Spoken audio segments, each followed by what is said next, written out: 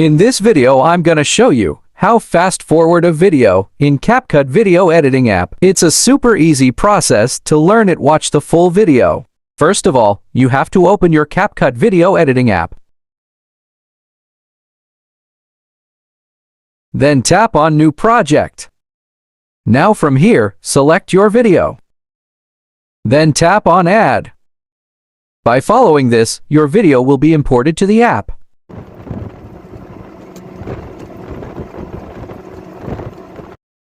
As you can see that my video is normal video. Now, I'm gonna make it fast forward.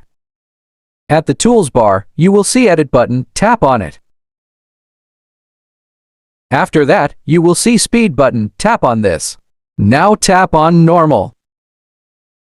To make your video fast forward, move this point to the right. As much as you move it to the right, the faster video you will get. After that, tap on the check mark button. Our work has been done. So, let's play this video. As you can see that, my video has become a fast-forward video. To export this video, tap on the upper arrow button. I hope you understand the full process. If you think this video is useful, then don't forget to like this video and subscribe to the channel. And also, if you face any problem, then please comment.